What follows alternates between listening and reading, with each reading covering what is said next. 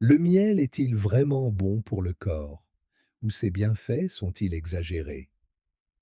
Beaucoup de personnes pensent que le miel est l'un des aliments les plus sains au monde. Certaines personnes en mangent chaque matin, d'autres le mélangent avec de l'eau chaude ou du lait, et beaucoup l'utilisent comme alternative au sucre. Mais que se passe-t-il réellement dans le corps quand on consomme du miel? Et le miel est-il vraiment bon pour la santé? Parlons-en. Le miel est utilisé depuis des siècles. Autrefois, les gens utilisaient le miel non seulement comme aliment, mais aussi pour différentes raisons liées à la santé. Le miel contient naturellement des antioxydants et des propriétés antibactériennes. C'est pour cela que beaucoup de personnes utilisent le miel quand elles ont mal à la gorge ou de la toux. Le thé chaud avec du miel peut apaiser la gorge et donner une sensation de confort.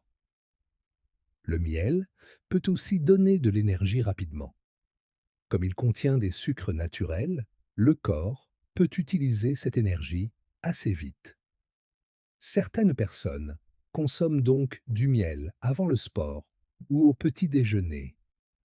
Une autre raison pour laquelle beaucoup de personnes aiment le miel. Il peut parfois être une meilleure option que le sucre très transformé. Mais voici la partie importante.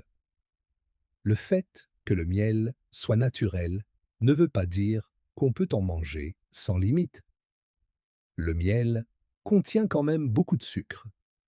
Si une personne consomme trop de miel, cela peut aussi provoquer des problèmes avec le temps.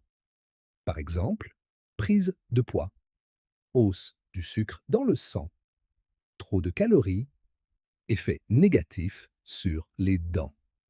C'est pourquoi beaucoup d'experts disent la quantité est très importante. 1 à 2 cuillères à café par jour sont suffisantes pour la plupart des gens.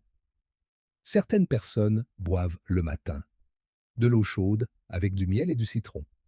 D'autres ajoutent du miel dans le lait, le thé ou les flocons d'avoine.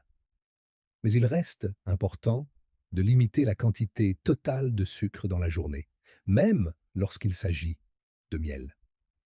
Et il y a aussi quelque chose de très important à savoir.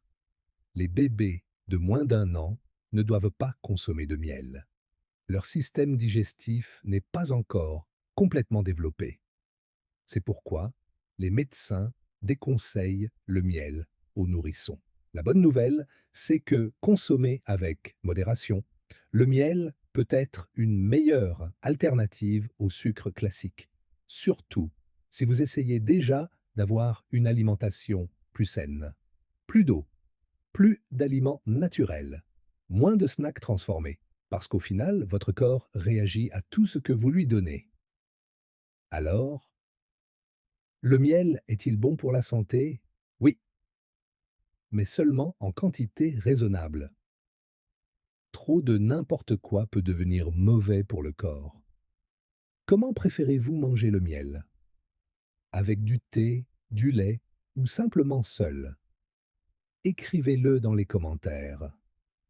Et abonnez-vous pour plus de vidéos sur la santé et le bien-être.